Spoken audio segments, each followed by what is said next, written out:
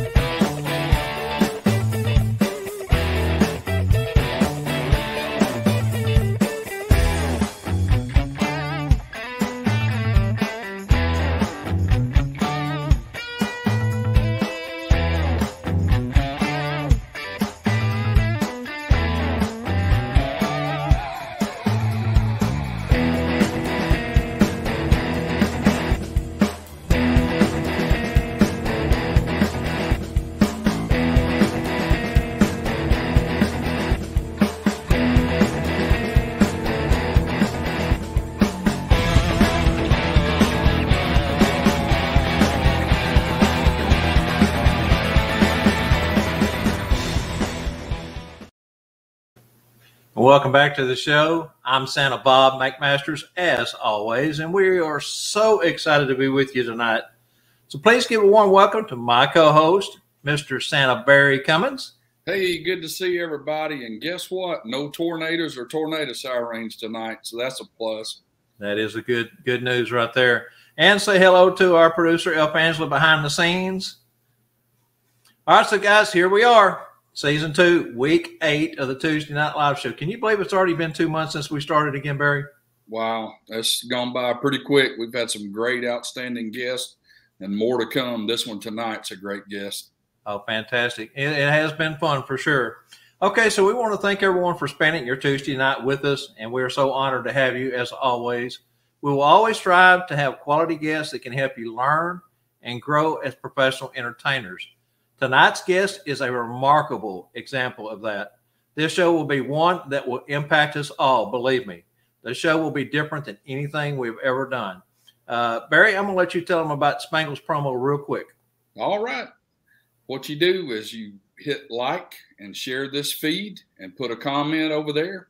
And when you do, you qualify to win a scholarship to the Schools of Santa. It's held in Branson, Missouri, be in July.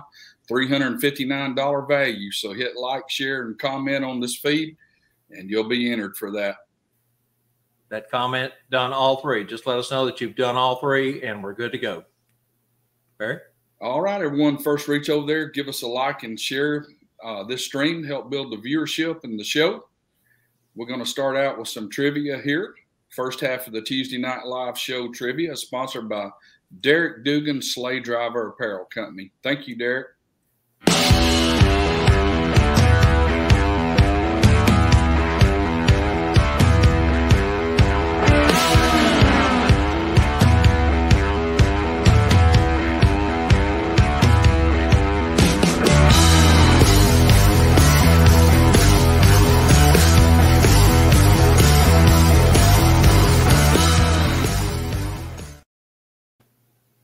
All right, here we go with some Christmas movie trivia.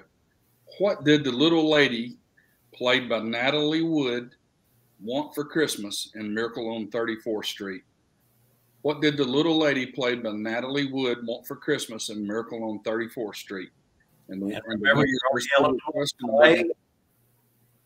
if you have not won in the last 30 days, and also remember that we will announce the winner of this trivia question later on in the show. All righty. I see some answers coming in there. And we're going to move on. We want to get into our guest. Tonight's guest joins us from St. John's, Newfoundland, Canada. He has portrayed Santa for 43 years and has had more than 1,500 visits. He is the only Canadian Santa in the Santa Claus Hall of Fame. He's a Knight of St. Nicholas and says that really means more to him, as there is a code of conduct which comes with that designation. Please welcome tonight's guest, Mr. Bruce Templeton. Welcome, Bruce. Nice to be here. All right, well, let's get started. Bruce, welcome to the show, my brother. And you have characterized that you evolved through 3 stages of Santa. Can you describe those three stages and how you have evolved into the Santa that you are, and also how our viewers can also benefit as a result of this? Yes, what happened was 43 years ago, an aunt of mine asked me to play Santa at a church function. I went and I looked at various outfits. I came back and said, "I'm sorry, no, Aunt Anna, I can't do it, and because I can't find something authentic."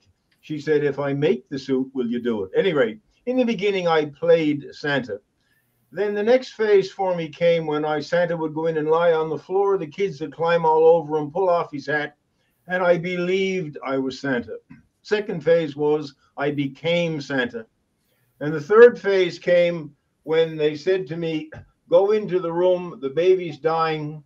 I went into the room. The mother put a pair of white angel wings on the little girl and said, "Santa, kiss my daughter on the back of the head to start her on her journey."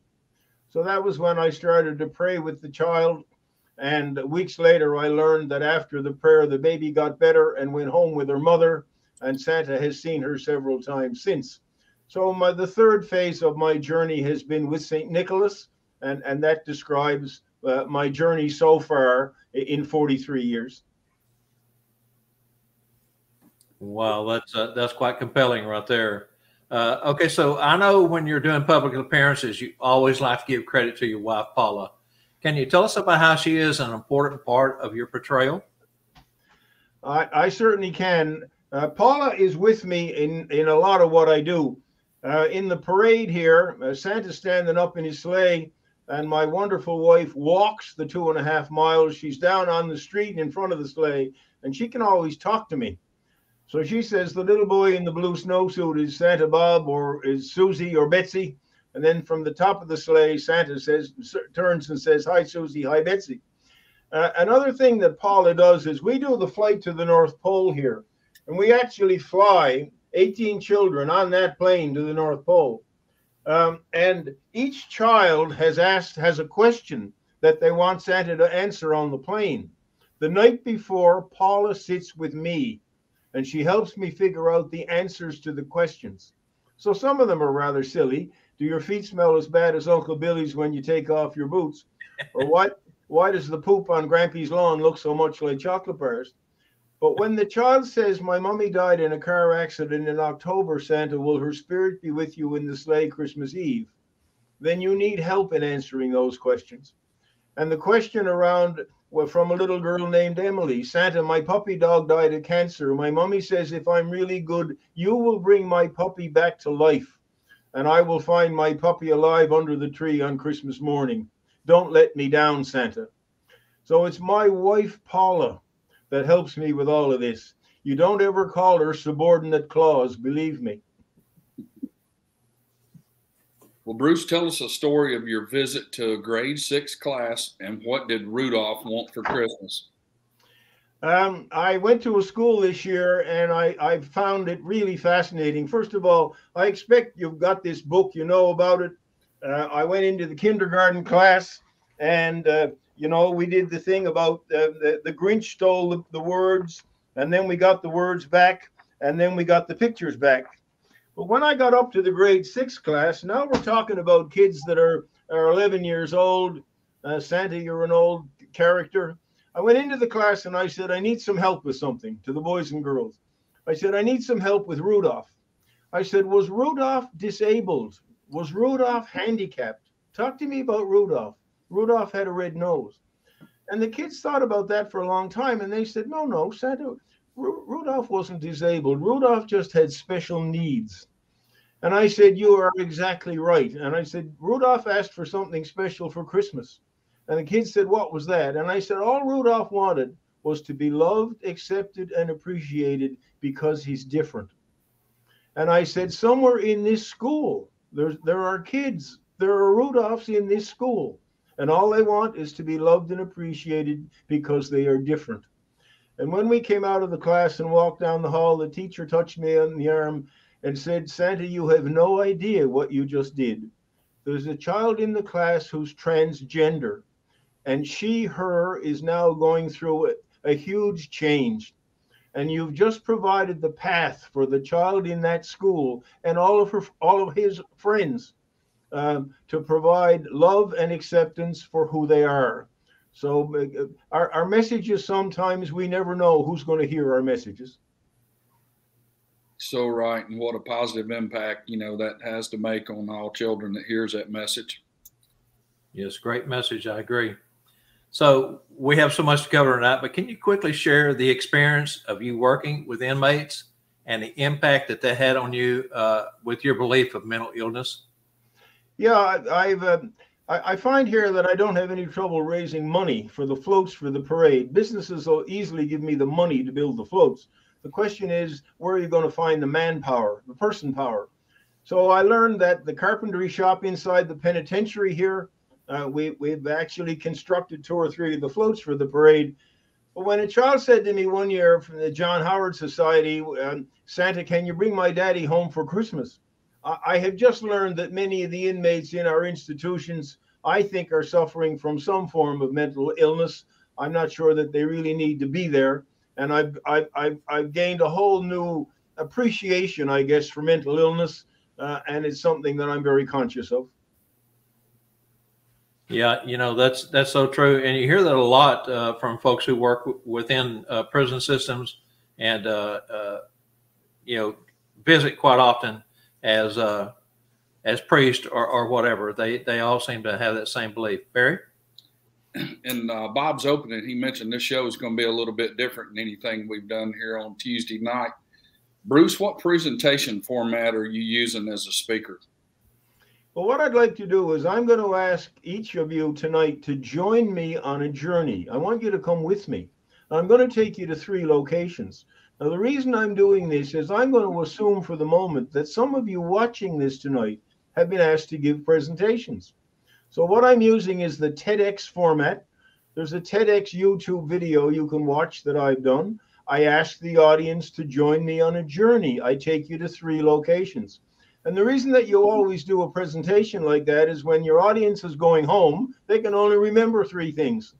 The other thing is, if you're ever going to use PowerPoint, never put text up on the screen. Always only use photographs. So tonight I'm going to use the format that I learned from TEDx when I did my TED Talk. All right, well, let's go to our first section of your presentation, helping you become a Silver Santa. Well, thank you very much. You see the image there on your screen. There am I, all set to go. I can drink water. I can share a cookie. So here's what I'd like to do. If you were in front of me now, all of the audience, I would give each one of you a peanut. And I would tell you that you had 2 minutes to go and write a story about your peanut. Because I would tell you that you are about to go and make a presentation to the buyer of peanuts at Kraft. And you have to convince the buyer, that he should buy your peanut. Now so that'd be fun. And if I was down now in a class, I would do it. The problem for you is that while the 32 or 45 of you are all out there trying to figure out how your peanut is different, I have a sterling silver peanut, and my peanut is very different than yours. And I want to tell you that in your community, you need to be the Silver Santa. You need to be so different that you have no competition at all. So let me take you through this quick journey of how I have developed, first of all, my Santa attire. My coat I have here, and I want you to see that, first of all, it's not fake fur. I have real fur, that the furrier provided for my coat. My coat is I have a long coat, and it's all embroidered. It has 3 snowflakes, and on the arms I have what I call the trinity of the 3 snowflakes. My mail bag is here. On my mail bag, the word mail, I have the crosses of Nicholas, and here's Teddy. And the Hallmark stores here give me 48 teddy bears every year. I get them free. I have the scarves made, Santa's Own Teddy, 2021. I had all the little COVID masks. And these teddies are inside a bag in here, and it's velcroed in. So and they're in a little sack. And I give away a teddy bear at every visit. Now, I don't get into, I'm often not told why, nor should I be told why. I fully understand privacy. But at every visit, a teddy stays. There is some child going through a difficult time. And I don't want to get into why did that child get the teddy and I didn't. I mean, I leave it up to the organizers of the event. But I do that. So I had my COVID pass this year, my Vax pass, and my Vax pass actually worked. Now, when I said a while ago that I'd gone from phase 1 to phase 2 of Santa, another thing that I like is if you're going to wave, you know, I have my bells, but if you're going to wave, I don't want people to see flesh. So either you can go and get a blouse with the long sleeves, or one of the things that I saw once, which worked a whole lot better, is I just took an old white shirt, cut it off, and had lace cuffs made. So now when I have this on, it comes down like that. My coat comes down. I have 36 pairs. I have 36 pairs of gloves. Sometimes I change gloves 2 and 3 times a day. But I find, and then I have my watches. I've got Mickey Mouse on one arm.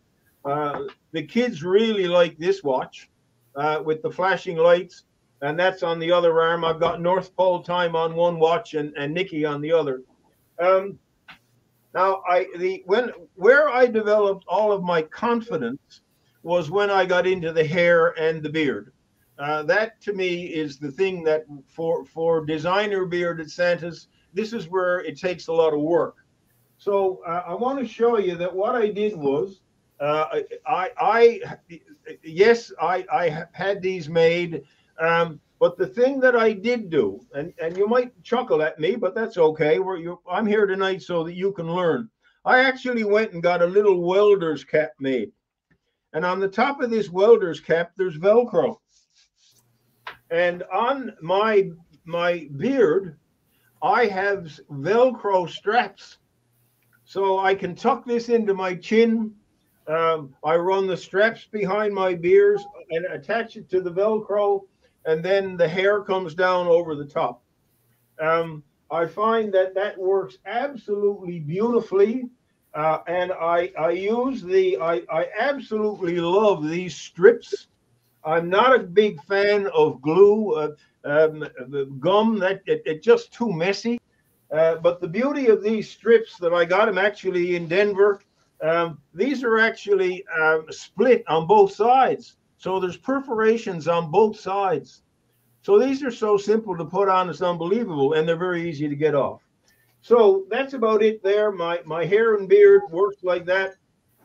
Underneath all of that, I have a set of headphones. Someone in the other end of the room can constantly talk to Santa. I can be told the little boy in front of you is Billy. He's going to have a baby brother for Christmas. He just doesn't know it yet. And so my point is this, that when I come out of the sleigh and then I go and I do the events, I find that when I walk into a room, children say, that is the real Santa. My suit is very distinctive. So that's, I find that works beautifully. And that is the Santa who I am. As I said, I fly in helicopters a fair bit, which I enjoy. Everything is incredibly secure. When all of that hair and beard is on, like I described, the children can sit on my back. They can pull off my hat. I've never had any problem with a child ever, but I'm absolutely comfortable. I believe that Santa is there. I'm also able to do the transition to St. Nicholas when I need to, but that is that's how you turn yourself into a silver Santa. You will have no competition in your community if you have to invest in it. but I would strongly encourage you to become a Silver Santa. Great information. Yeah, you had showed us a photo of you in the helicopter earlier. I seen you reaching over. That is so cool. You mentioned that they take the door off, so you're very visible from the air to those on the ground. Yeah, let me go and get it. You also mentioned that you take off at the end of the parade in the helicopter a time or two, so that was pretty cool too. Yeah, this is a cormorant helicopter, and the downdraft on this thing is huge. And I fly around sitting on the outside of the helicopter. Here's the bell. This is the bell chopper. And my wife, Paula, is there.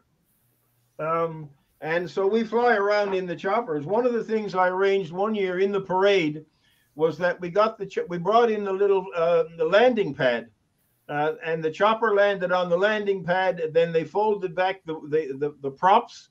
And they brought the helicopter behind the Santa float in the parade. We got to the end of the parade, Santa waved goodbye, got into the helicopter, and the chopper lifted off right from the middle of the road in downtown St. John's. So I will go to any extreme to make it believable. Now, be careful in your parades. Make sure that nothing is thrown from any floats. Children die at parades when they run out to pick up candy in the middle of the road. You have to be extremely careful. But I do enjoy the effort that goes into the parades that I have here. I started a food drive here. We have supermarket carts. Everybody who comes to the parade brings a non-perishable food item. And we have 60,000 people come to the parade, and we collect 20 tons of food at the parade for the food bank. So that's something that I would encourage you to do in your communities as well. Great job. Yeah, remember, I told everyone this was going to be very informative and unlike any show. This is for sure. All right, bro, so let's take a short breather right here because it's time in the Tuesday Night Live show to do our break for our special product announcement. So stay with us. We're going to do this real quick.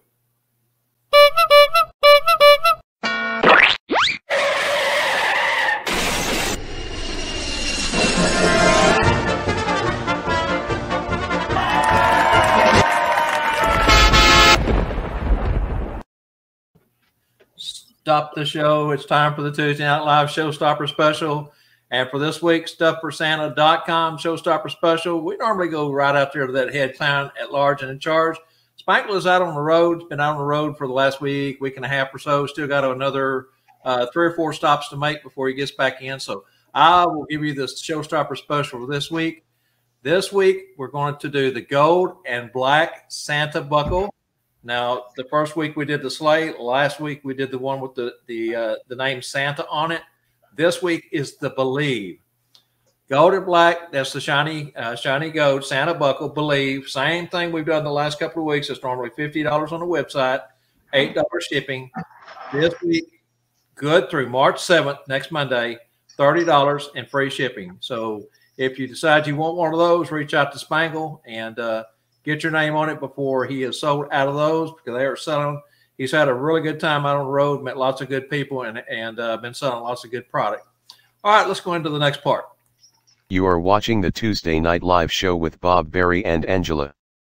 Sponsored by StuffForSanta.com and SchoolOfSantas.com, where you can find everything you need to support your Santa and Mrs. Claus business. Remember, if Spangle ain't got it, it doesn't exist. So contact Spangle at StuffForSanta.com today. Now back to the show.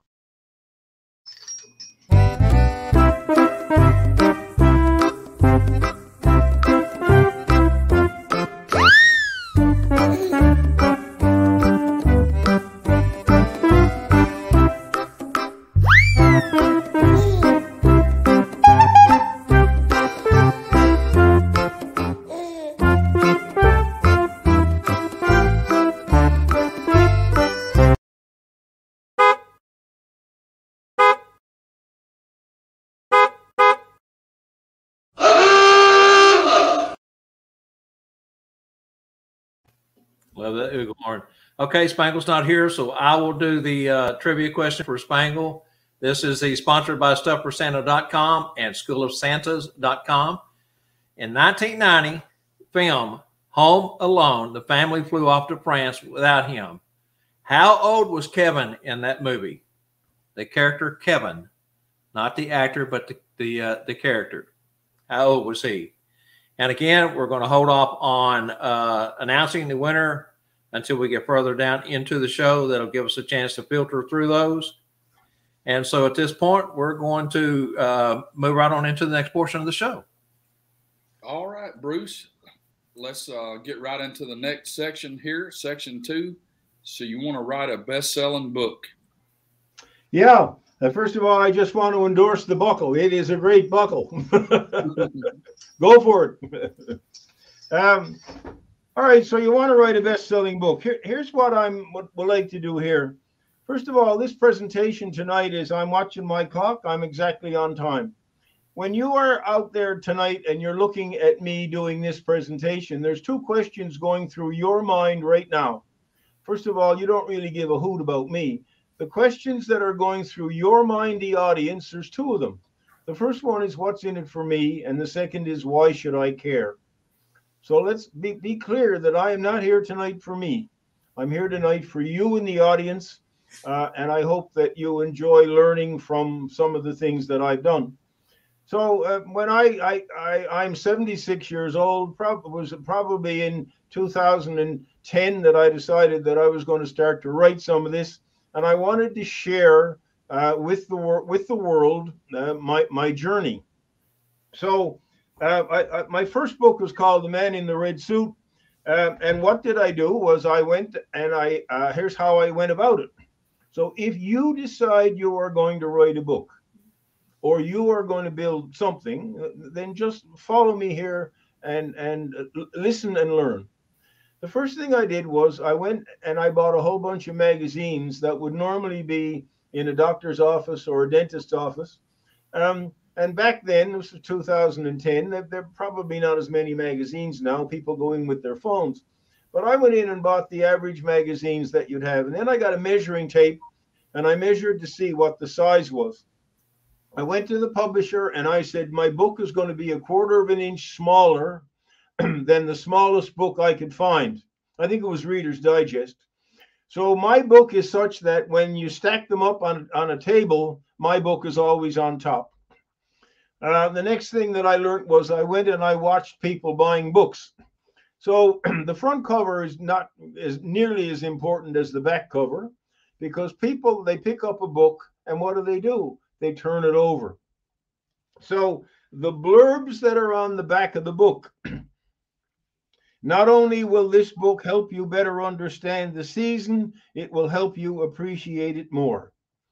Grab a tall cup of milk, a slice of gingerbread, snuggle up with your family, and take a trip back in time in search of St. Nicholas. The back of your book is more important than the front of the book, because people pick it up and turn it over. Now, I would say to you that some of you might decide that you want to try and self-publish. When I wrote my manuscript, I had to go to 3 publishers. The first 2 turned me down. And I went into the 3rd one. My ego was a little bruised at this point.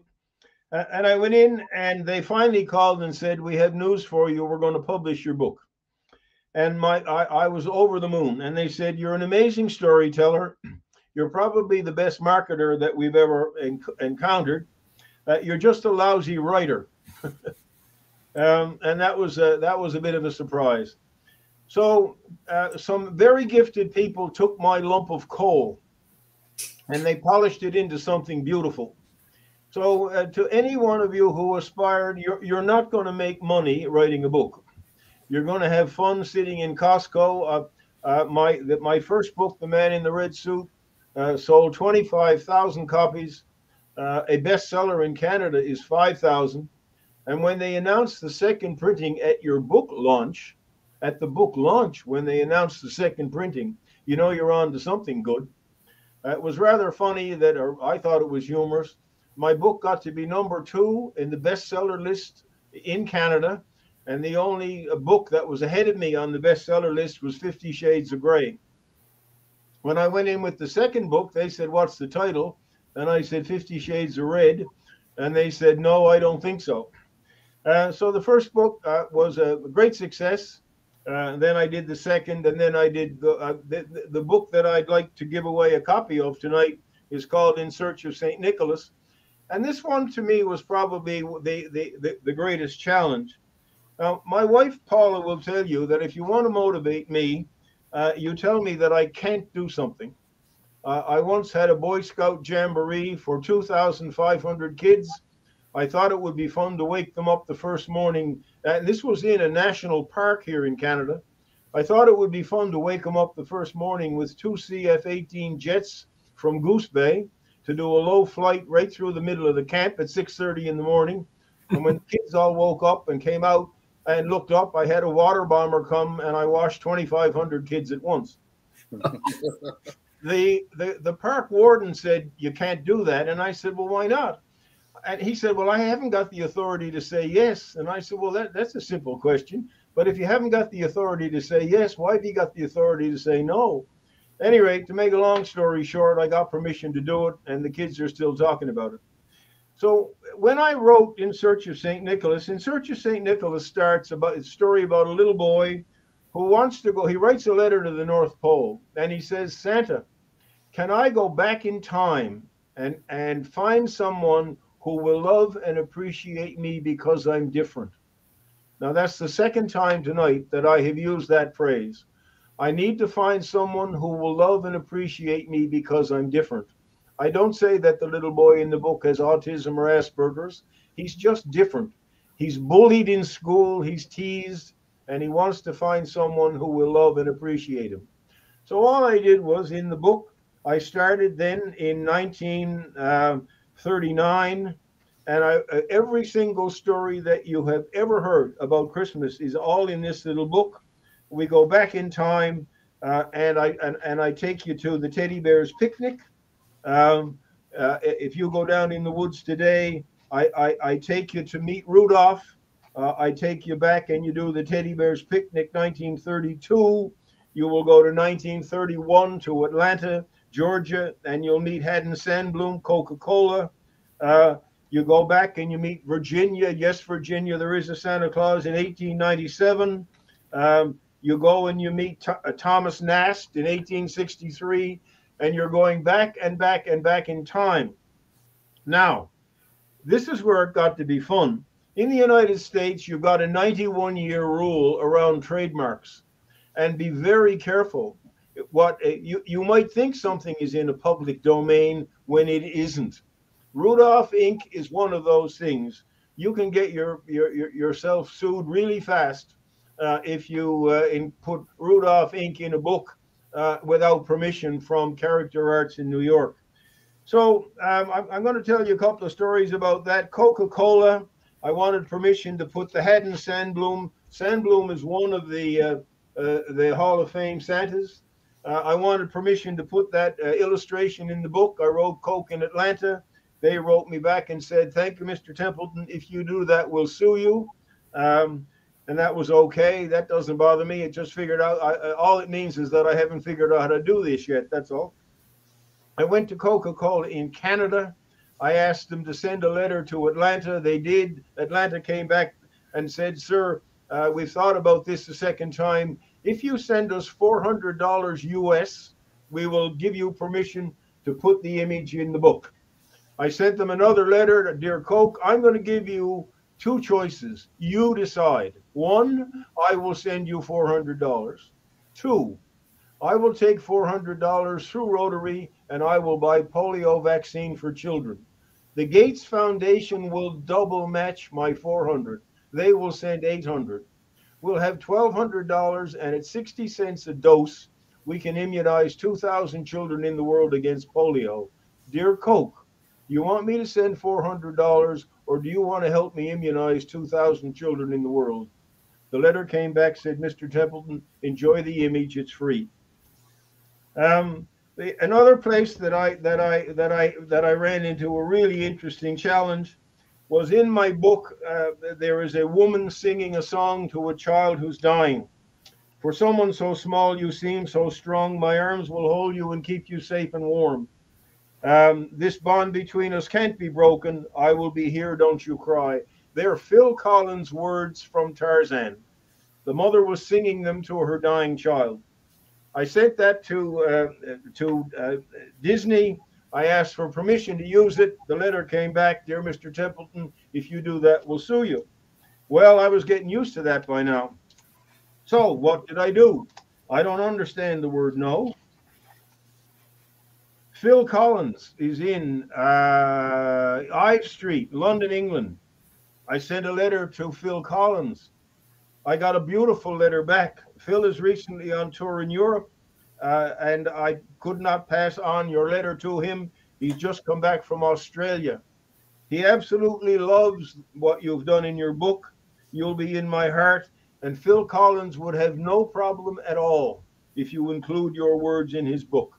I took the letter from Phil Collins. I sent it down to Disney. Disney sent me back a nice letter and said, go ahead, sir, put it in your book. I had another interesting time with Darth Vader. I have a chapter here, a little boy who's on his last chance trip. He wanted to do a sword fight with Darth Vader. You do not get permission to put Darth Vader in a book without permission, and that took some work. But the most interesting one for me was that we talked about women a while ago, or we talked about Paula. I want to tell you that women have changed history, and I'm going to give you some examples of where it's happened. When Robert L. May was the one who wrote the poem Rudolph the Red-Nosed Reindeer, and it was 10 years after the poem was written that his brother-in-law, Johnny Marks, wrote the song. So there's a 10-year difference. Johnny Marks had a hard time trying to get someone to sing the song. He went to Bing Crosby, he went to a bunch of people, and they all turned him down. So I learned that our phone rang one night, and Paula said, the phone's for you. And this voice said, Mr. Templeton, my name is Michael Marks. My father was Johnny Marks.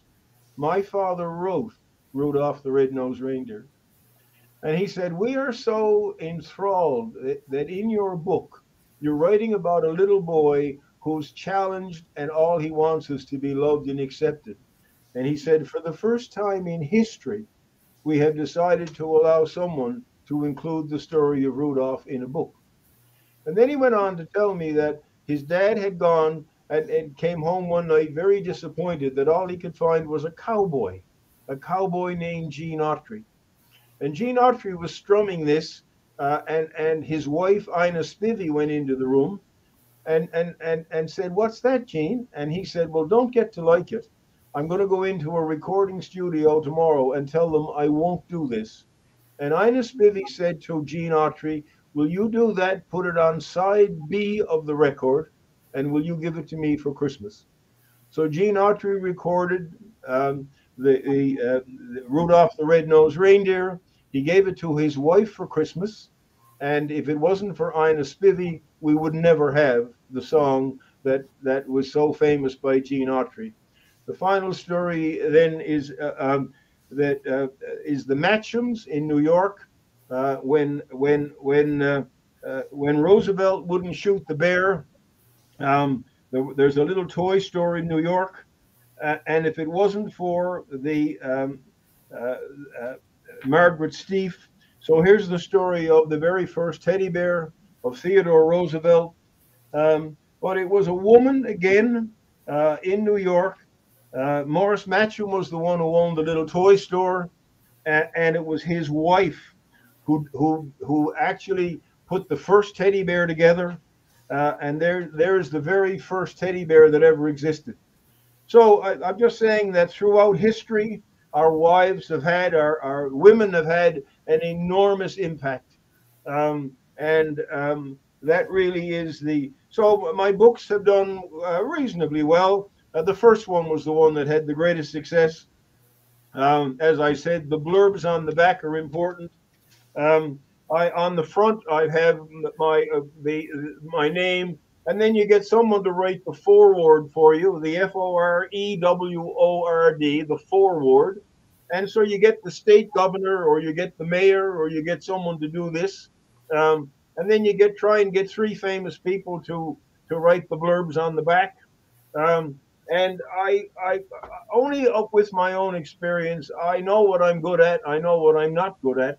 And I'm not saying don't self-publish. I'm just saying when you've got people who are better at spelling, your chances of 80% of my books were sold by Costco. I sat in Costco and signed 18,000 copies of the books. And I don't think that I could have done that if I hadn't gone through a publisher. So I've learned a great deal, and now my books through Rotary, I have now been able to buy polio vaccine for 485,000 children in the world through the proceeds of my books. Wow. There's a little bit about if you decide you want to write a book. Now remember, your writing a book is exactly the same as my talking to you tonight. Nobody cares about me. My presentation tonight is all about you. And in your book, you have to give information which will educate your reader. So it's all about them. It's not about you. So there is a brief story about, and I'm on time here. I'm having fun tonight watching the clock. I'm doing all of this in 13-minute segments. When I did my TED Talk, my segments had to be either 6 minutes, 8 minutes, or 12 minutes. The reason that a segment can't be any longer than 12 minutes is your rear end can't handle any longer than 12 minutes.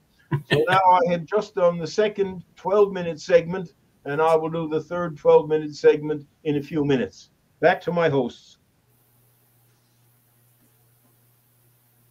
Go ahead with a trivia question because you're giving away one of your books here, Bruce. Yeah, you're going to let me do that? Thank you. Yeah, absolutely. I'm going to let you do it. All right, I got a trivia question for you. I will send someone a copy of In Search of St. Nicholas. So here's the question. What Christmas character is not in Clement Moore's book, 'Twas the Night Before Christmas? What Christmas character is not in Clement Moore's book, 'Twas the Night Before Christmas? And real quick, please type your name in with your answer. On our trivia question for Spangle, we have a winner, but all we see is Facebook user. So we're not sure who that winner was. On this particular answer here, please put your name in first. That way we know who is the actual winner. And again, Bruce is giving away a copy of the last book that he's written, In Search of St. Nicholas. And so get your answers in. This is the first time we've had 3 trivia questions in one night. We told you this show was going to be different. At this point, I think we'll move along and get into the next segment here. And after that, we'll come back with all the trivia winners. Barry? Now, Bruce, in your closing presentation tonight, the section is FSYLM and has 2 stories. The floor is yours, my friend. Thank you very much. I've saved for me the toughest part to last, and some of you were in Denver. And here's what I'd like to do. I'm watching the clock. I'm going to tell you about FSYLM. I want you to remember those 5 letters, FSYLM. Off the south coast, 2 little stories. Off the south coast of Newfoundland, there are 2 French islands, Saint-Pierre and Miquelon. And I was there in Saint-Pierre, and I was conducting a Rotary seminar. I was also there working with Santa there. On the planes that fly back and forth are tiny little puddle jumpers. The flight only takes 40 minutes. So I was leaving there. I was sitting in my seat. I was buckled up, and this rather rotund lady got on board, all dressed in black, and she plunked herself down in the seat next to me, and she absolutely reeked of cigarette smoke. You look down, and her fingers were orange from the nicotine. They have some pretty strong cigarettes in France, believe me. So we were about to take off. I could hear her coughing, And as we started to taxi, she said, "You were here to give a speech, weren't you?"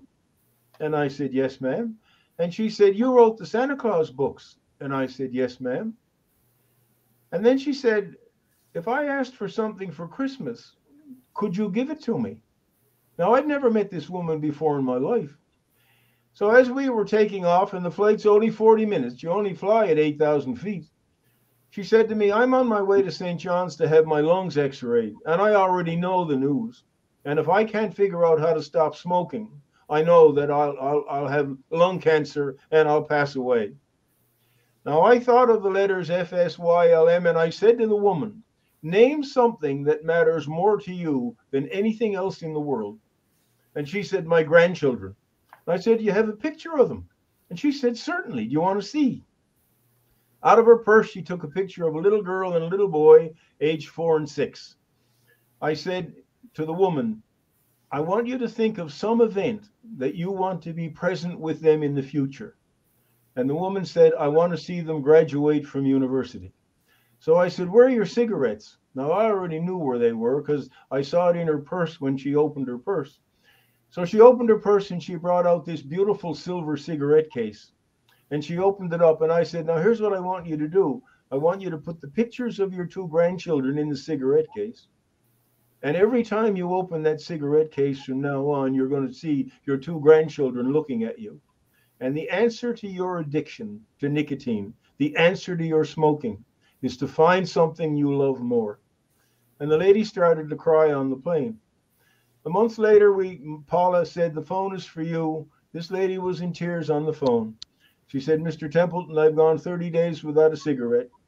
They tell me that if I can stop smoking, I just may see my grandchildren graduate. And I want you to know that the time I spent with you on the plane is the most important 40 minutes that I have ever spent with anybody in my life." That lady has called me then. She called me at the end of a year and at the end of 2 years. And she called me last year. 5 years have gone by, and she's never had a cigarette since. Now, I'm going to take you to the second part of my story. And this is the part that I find personally harder, but I'm going to do it. You can see that I have St. Nicholas with me. St. Nicholas is always with me. FSYLM. On December the 22nd, 2002, 20 years ago this year, I was stopped by the police on the way home. They were doing roadside checking for alcohol. I had been at a party downtown. I had to blow into a breathalyzer, and they said, "Sir, park your truck over there. You're not impaired, but you're almost." And I got a terrible fright. I called my wife, Paula, to come and get me, and believe me, she was not very pleased. I thought about it. I thought about Paula. I thought about my Rotary group. I'd already been Santa for 24 years at that point. And can you imagine what would happen the next day if the people had opened the local newspaper on page 3 and Bruce Templeton was charged with impaired driving? So I got my truck back, and I was really, I would like to tell you that it was an isolated incident, that I'd had too much wine at a party. That's a lie. I had been drinking way too much. I was a very, very successful investment advisor. We worked hard. We played hard. I earned a lot of money as a stockbroker. As a matter of fact, I earned that much that it's still true today. I've never charged for any of my Santa visits because I've never had to. So at any rate, I got the truck back, and I heard a radio show about addictions. And the radio show was all about how the only way, if you've got a drug addiction, an alcohol addiction, if you're a foodaholic, if you're whatever your addiction is, the answer to an addiction is find something you love more. I thought about my wife. I thought about all of you, because how each of us act in public, it rubs off on all the rest of us. There's only one Santa in the eyes of a child. You can't go in to an event with alcohol on your breath. You know you can't. So at any rate, I turned to Paula on the 23rd of December, 2002, and I said, I will never drink again as long as I live. Do I miss it?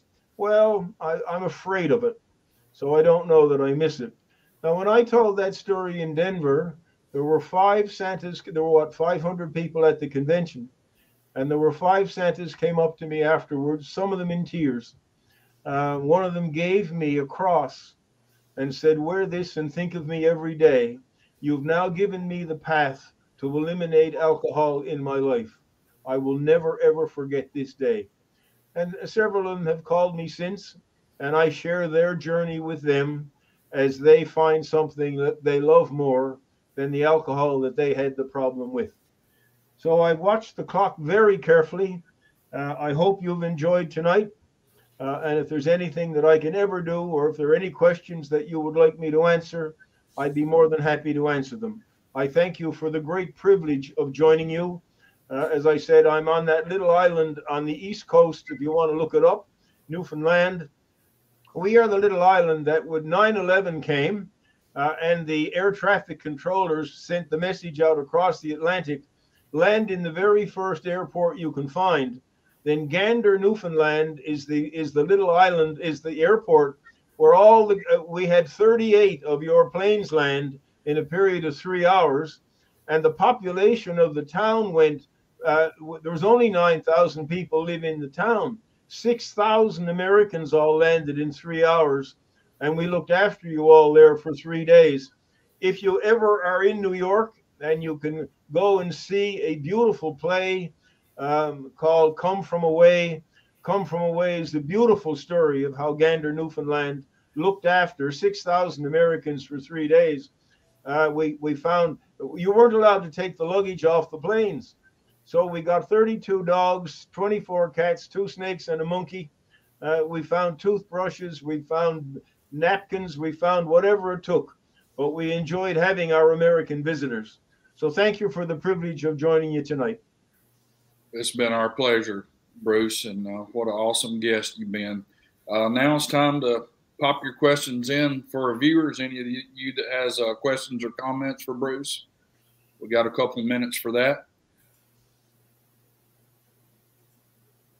And those of you remember, if you're not watching live but catching a replay, you can still put the questions in the comment box there, and we'll do our best to forward them to our guests and get those answered for you. John D. wants to know, will he see you in Atlanta, Bruce? I'm not sure. We're still working on that. The COVID here is, we've been extremely restrictive on this island. We've been very careful. We've actually had very few deaths. So we'll see how all that unfolds. Most everybody's loving your stories there in the comment box there.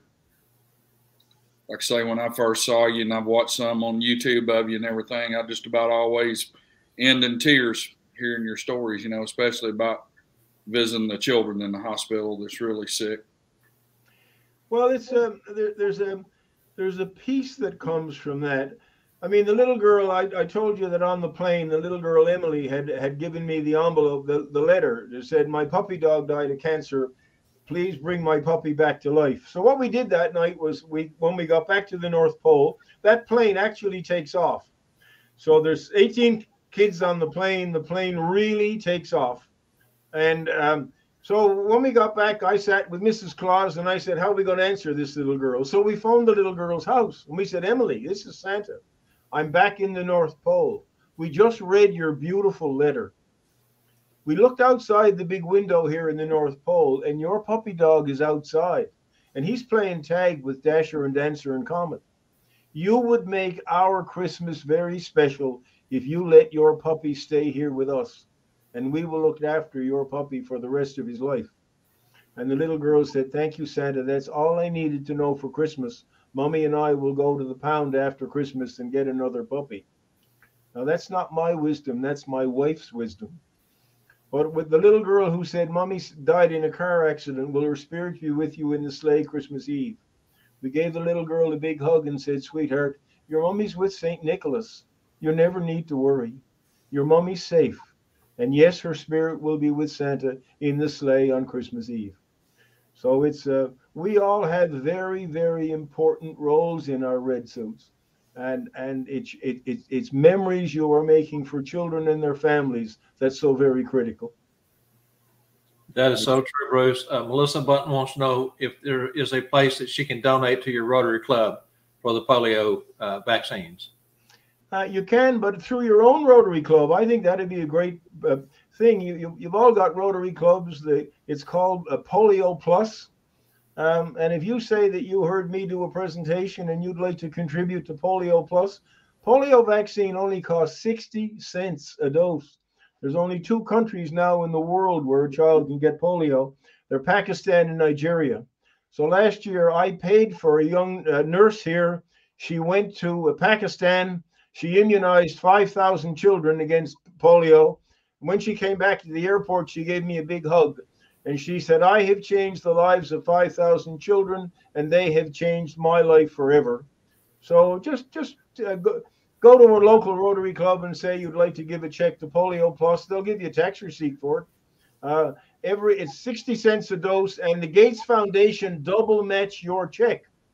So if you'll give $50, the Gates Foundation will give $100, and that'll do another 200 children. Wow. We have a comment there on the screen. John wants to know how he can get a copy. Well, I'm not sure. The last one is probably still on Amazon. If you really want to get one, then send me a note, and I'll put you on the good list, and Santa will figure it out somehow. You can contact Bruce on Facebook, of course. And there was another Facebook user comment wants to see the magic book again. The magic book. Listen, everybody should have that magic book. Spangle has got that book. Yes, I was going to say he sells that book. So if you're interested in one of the books. So what I do is I go into the class, and all you do is look, watch. And you say to the kids that the Grinch stole the words. And then the kids give you the magic words, and you get the words back. And then you can get the pictures back. And you can do this with your gloves on. There's nothing to it. So I strongly recommend it. That I have this in my mailbag, and the kids absolutely love it. Very good. Have we got any other questions or comments that you want to give to Bruce before we move on from this segment? If you do, pop them into the box. I think F. Angela was putting most of those comments up as they were coming in. As far as the comments, fantastic feedback. Everybody has really enjoyed your presentation, Bruce.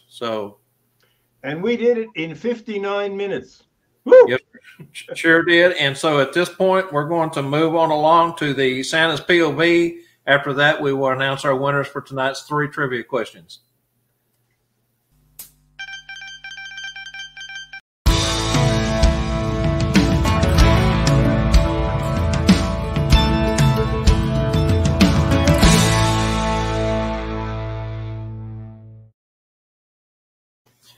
All righty, folks. So tonight, the POV I'm going to do, my POV is kindness never goes out of style.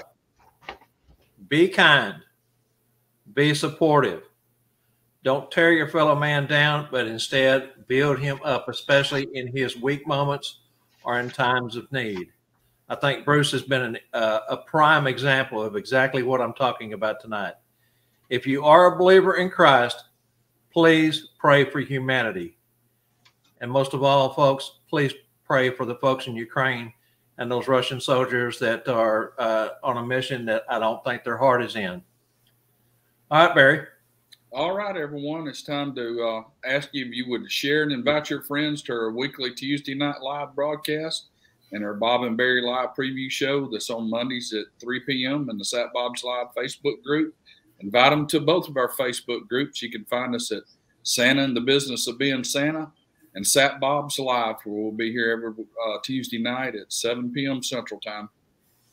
That's correct. So now to the trivia winners for tonight.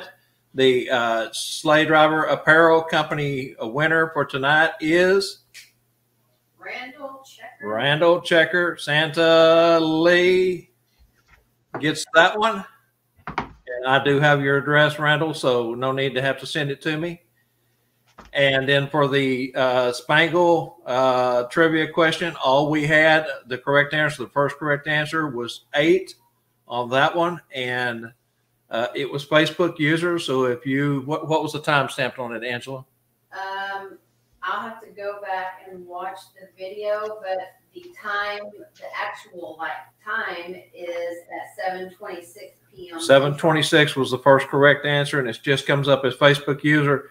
If after the show, if we don't find out between now and then, if that was your answer, please put it in. If not, we can go back and get into the Facebook comments and find out who put that up, and we can contact you after the show. But 8 was the correct answer there. And then for Bruce's correct answer, Mr. Ron McClam wins the copy of Bruce's book now. Bruce, I'm sure Ron's probably going to want that autographed. Not a problem. What was his answer? Let me go to it. The answer is Santa Claus. He put answer as Santa. He's the only one that answered Santa. And he's the only one that got it right. Right. So in the book, he was lively and quick. I knew in a moment it must be Saint Nick. So it was the night before Christmas. Santa Claus is not in the book.